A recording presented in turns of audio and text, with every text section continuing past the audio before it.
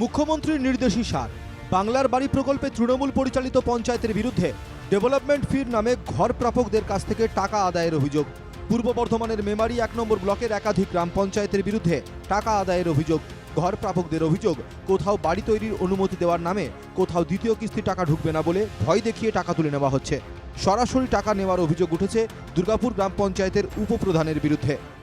সবার কাছ থেকে নিচ্ছে, আবার তারপরে আমি ওই চায়ের দোকানে ওর কাছে জিজ্ঞেস করলাম, তারপর ওই নিতার কাছে জিজ্ঞেস করা হলো, নিতাইও বললো হ্যাঁ টাকা দিতে হবে। তখন কি করব, সে ও তো উপপ্রধান। উপপ্রধান পঞ্চায়েতেই বলেছে। বলছে যে এই যাদের যাদের ঘর এসেছে তাদের 1000 টাকা করে জমা না দিলে এই সেকেন্ড ব্যাংকের টাকা অফ থাকবে।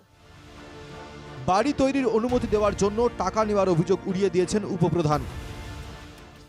না, এটা পুরো মিথ্যা অভিযোগ। এই ধরনের কোনো ঘটনাই ঘটেনি। তাদের বাংলা বাড়ি তাদের কাছে 1000 টাকা নেওয়া হয়েছে, এই অভিযোগটা যেটা আসছে এটা মিথ্যা পুরো। আমরা কোনো বাংলা বাড়ি প্রকল্পে যারা ঘর পেয়েছেন তাদের কাছ থেকে কোনো টাকা পয়সা নিইনি। মুখ্যমন্ত্রীর ব্যর্থতার কারণেই তৃণমূল নেতারা এইভাবে সর্বত্র কাটমানি আদায় করছেন, কটাক্ষ বিজেপির।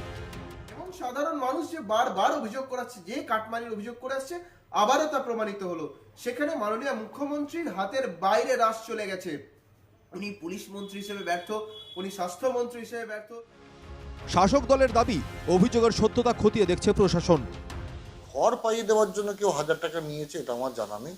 যদি কোনো বেনিফিশিয়ারি নির্দিষ্ট বলে তারা অভিযোগ করুক বিডিওকে, ওসিকে, আমরা তার বিরুদ্ধে প্রশাসনিক ব্যবস্থা নেওয়ার জন্য অনুরোধ।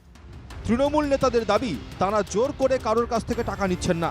যারা টাকা দিতে ইচ্ছুক তাদের কাছ থেকেই উন্নয়নের খাতে টাকা নেওয়া হচ্ছে।